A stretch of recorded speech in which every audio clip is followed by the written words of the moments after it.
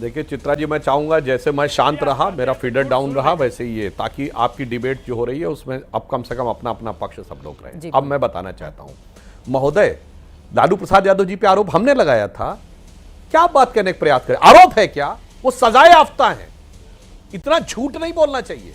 वो जेल कब गए? 1997 में। भारतीय जनता पार्टी की सरकार नहीं थी, और मोदी जी अमित शाह जी का तो नाम भी नहीं जानते होंगे उस जमाने में आप लोग। इस प्रकार का आरोप आप लगाने का प्रयास मत करिए। उन्होंने खुलेआम कहा था कांग्रेस, और आप कह रहे हैं जिस दूसरे नेता, जाति नजर आ रही, पार्टी क्यों नहीं बताते उस नेता की? कौन पार्टी थी? कांग्रेस ही तो थी ना। कांग्रेस के ही दूसरे नेता पे चारा घोटाले का आरोप था। देखिए कैसे बदल जाते हैं। आपातकाल के 50 साल पूरे हुए, बेटी का नाम तो मीसा रखा, मगर आपातकाल पे एक लाइन नहीं लिखी, क्योंकि आज कांग्रेस से गठबंधन है। जबकि बेटी का नाम मीसा इसलिए रखा था कि हमारे मन में संकल्प रहे कांग्रेस को उखाड़ फेंकना है। और सामाजिक न्याय, कितना सुंदर सामाजिक न्याय किया है। पहले मैं, फिर मेरा साला, फिर मेरी पत्नी, फिर मेरा एक बेटा, फिर दूसरा बेटा, फिर एक बेटी, फिर दूसरी बेटी। यदि रामकृपाल यादव जी इतने पुराने उनके समर्पित व्यक्ति थे, पर जैसे ही बात आई बेटी के लिए सीट खाली करनी है, खाली कर दो, अपने खासम खास साथी का भी आप वो करने में कोई गुरेज नहीं करते थे। इसलिए मैं कहना चाहता हूं, वास्तविकता में एक बात मैं चित्रा जी कह दूं, आलोक जी चले गए, बांग्लादेश का उन्होंने उल्लेख किया। बांग्लादेश बहुत गंभीर चीज है, इन लोगों को समझना चाहिए। वहां विरोधी दल था बांग्लादेश नेशनलिस्ट पार्टी।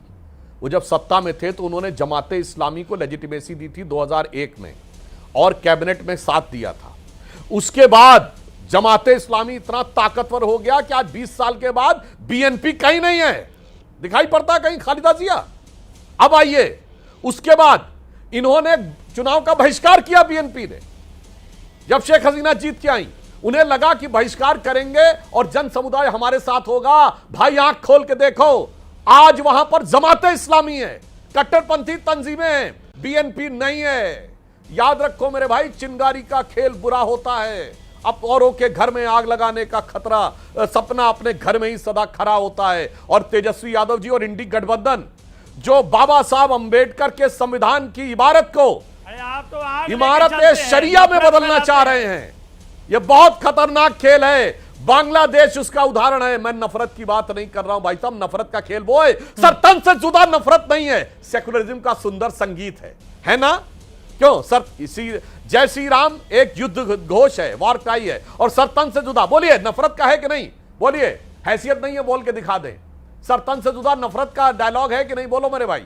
देखिए अभी दर्शकों के सामने पोल खुल जाएगी। बोलिए। दंगा किया जय श्री राम का के नवल किशोर जी, नहीं सरतन से जुदा नफरत का नारा है कि नहीं? बोलो मेरे भाई। और लोगों को काटते हैं। जय श्री राम ने कब कहा कि लोगों को काटो? जय श्री राम ने कब कहा कि लोगों को काटो? बताइए। राम रहीम के देश में, राम रहीम के देश में, जय श्री राम के देश में मैं आगाह करना चाहता हूं, ये वही खेल है जो बांग्लादेश में बांग्लादेश जय श्री राम का पार्टी, पूरा देश का माहौल जमाते इस्लामी को यूज करना चाहा। आज जमाते इस्लामी नफरत के निर्माता है, बीएनपी कहीं नहीं दिखाई पड़ रही है बांग्लादेश में। नवल किशोर जी आपके पास आऊंगी। सुधांशु